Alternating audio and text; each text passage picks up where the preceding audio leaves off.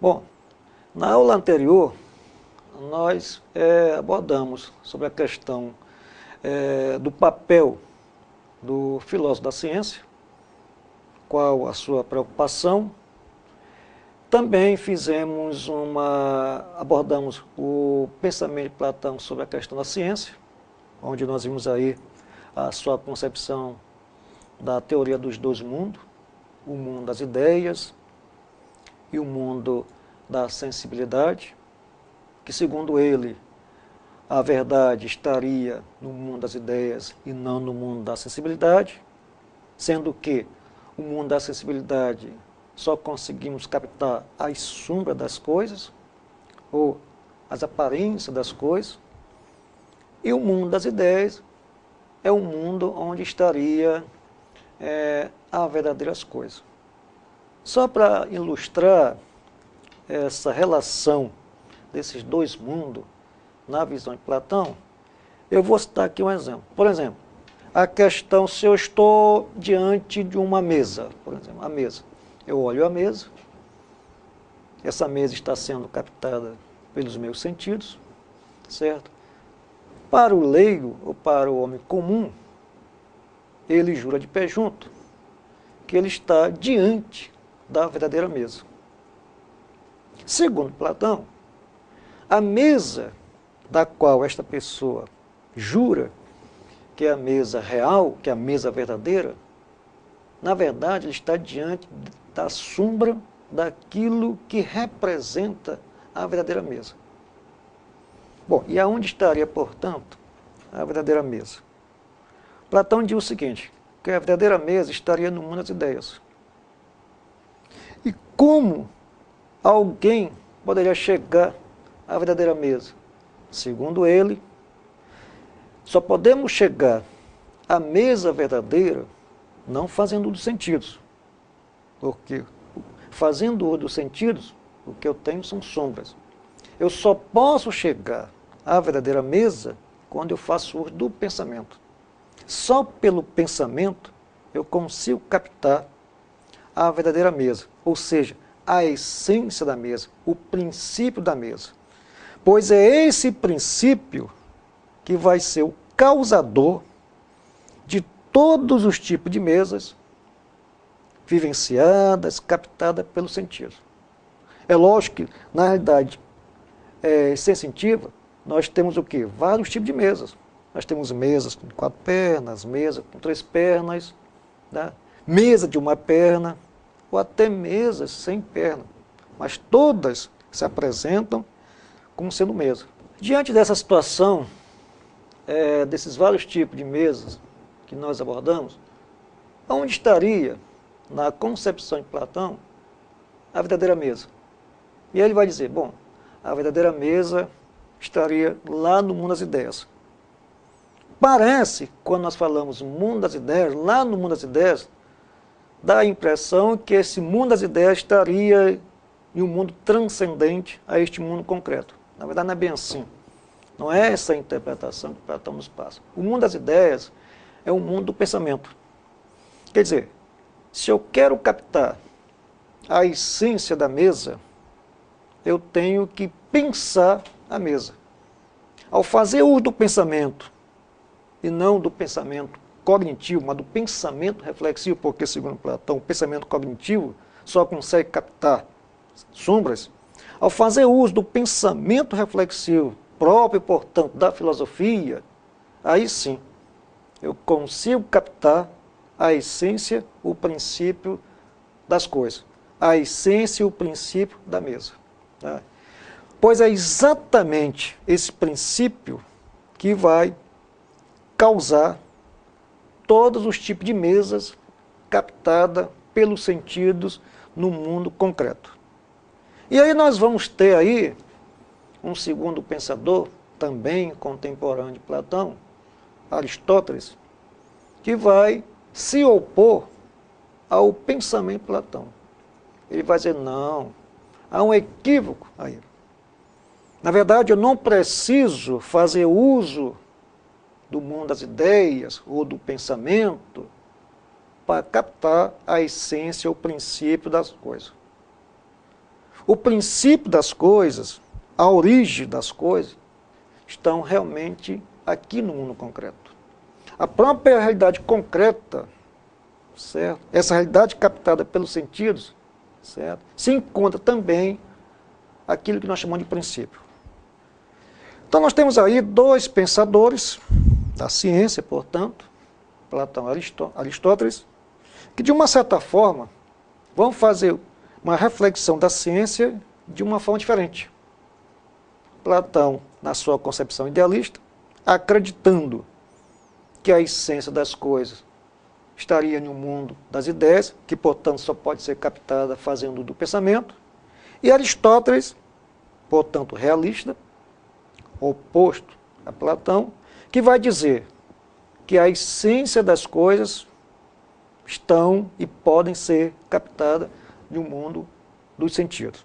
Para Aristóteles, a análise científica do real deve ser feita de uma maneira especulativa, pois a experiência, segundo ele, não gera ciência. Vamos pegar de novo a história da cadeira, aquela cadeira que nós citamos no exemplo anterior, que nós usamos para ilustrar a ideia de Platão.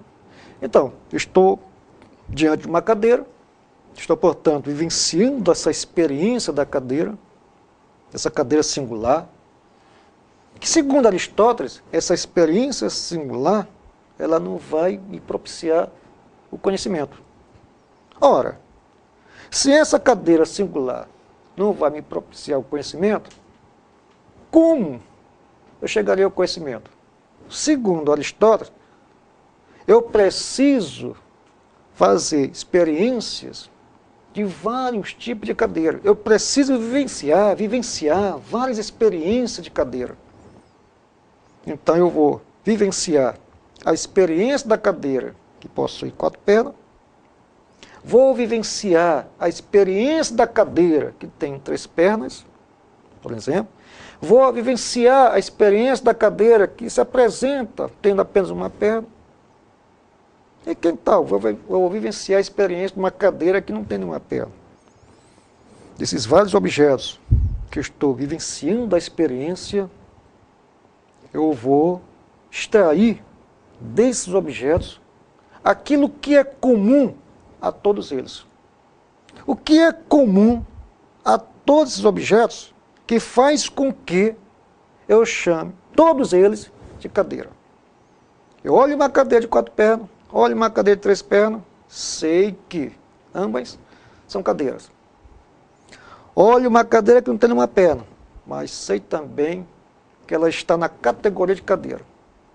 Mas o que faz com que, ao olhar, ao experienciar objetos aparentemente diferentes, eu sei de antemão que são cadeiras? É exatamente aquilo que elas têm de comum. É lógico que Aristóteles ele não trabalhou, ele não especificou, e até seria exigir demais dele, né? O que seria esse comum? Mas poderíamos aqui pensar, fazer uma interpretação, tendo o pensamento de Aristóteles, e poderíamos dizer que esse comum que Aristóteles procura externar, estaria também no pensamento. De uma certa forma, certo? Aristóteles se utiliza do pensamento, não da mesma forma que Platão se utilizou. Porque, segundo Platão, ele despreza, ele nega qualquer possibilidade de chegarmos ao conhecimento pela sensibilidade. Aristóteles, ao contrário, ele diz não, é possível conhecermos através do mundo concreto. Só que, para que nós possamos chegar à essência de alguma coisa, da realidade que nós estamos vivenciando, experienciando, nós precisamos o quê? Captar dessas realidades aquilo que é essencial. Veja só, nós estamos captando da realidade. Platão parte do seguinte, certo? A realidade estaria lá no mundo transcendente. E em Aristóteles, a realidade, essa essência, está na própria realidade. A diferença de Aristóteles e Platão é que Aristóteles Para ele, a essência está no mundo concreto, pertence à realidade concreta, pertence ao objeto. E a Platão, essa realidade, essa essência, estaria lá no mundo das ideias. Certo? Então, esse é o diferencial do pensamento de Platão e do pensamento de Aristóteles. Dentro ainda da concepção de Aristóteles, ele vai colocar o seguinte, os dois pontos, podemos dizer assim, os dois pontos de ligação entre a ciência e a filosofia na concepção de Aristóteles. Segundo ele, a ciência é posta na linha ou na classe da filosofia. Por que que a ciência está colocada na classe da filosofia e não a ciência ficar separada da filosofia? Ora, segundo Aristóteles, e aí também o próprio Platão, a ciência, aliás, era uma concepção grega, não é só de Platão e de Aristóteles, essa é uma concepção grega. Filosofia e ciência, na Grécia Antiga, estavam juntas. Não havia, a princípio, nenhuma separação entre ciência e filosofia. Essa separação de ciência e filosofia ela vai ocorrer um pouco mais tarde, lá na Idade Média, no século XVII. Aliás, na Idade Moderna, no século XVII. Na Grécia, ciência e filosofia andavam juntos, né? Então, segundo esses dois pensadores, a filosofia e a ciência representavam a mesma coisa. Tá? A ciência seria o aprofundamento, assim como também a própria filosofia.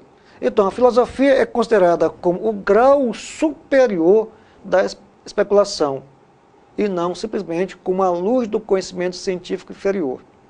Aristóteles não nega a experiência, já vimos isso, ele não nega a experiência. Ao contrário, é pela experiência que nós vamos chegar à essência das coisas. Antes, ele a salienta na sua existência, na sua necessidade e na sua utilidade. O que nós entendemos aí por necessidade? Certo? Ela é necessária. Ou seja, a experiência, segundo Aristóteles, é necessária para que nós possamos chegar à essência das coisas. Não a experiência, repito, não a experiência singular. Porque pela experiência singular, nós não chegamos à essência. Precisamos vivenciar várias experiências do objeto. Só repetindo, se eu quiser conhecer a essência da cadeira, eu tenho que vivenciar vários tipos, vários formatos de cadeira. Se eu quiser conhecer a essência da mesa, por exemplo, eu tenho que vivenciar várias experiências de mesa. Não adianta eu estar diante de uma mesa singular e tentar extrair dela aquilo que seria a sua essência. Não tem como, segundo Aristóteles. Para que eu possa extrair a essência da mesa ou da cadeira ou de qualquer outro objeto, eu preciso vivenciar várias experiências. Quanto maior for a vivência, quanto maior for a experiência do objeto, maior será o grau, certo, de certeza de alcançar a essência. Tá? É por isso que ele enfatiza a questão da experiência. E a experiência, de uma certa forma, está ligada à própria existência. A existência da realidade concreta. Vamos ver aí a questão da metafísica em Aristóteles. Ele vai dividir a sua metafísica em 2 graus. Primeiro, o que ele chama de o grau mais baixo. Ela se manifesta pela utilização dos sentidos. Tá? Quando eu faço uso dos sentidos, certo? Eu estou diante de uma espécie de conhecimento que ele considera mais baixo. Tá? Bom, mas esse é um assunto que nós iremos abordar com mais precisão lá no nosso próximo encontro. Até lá.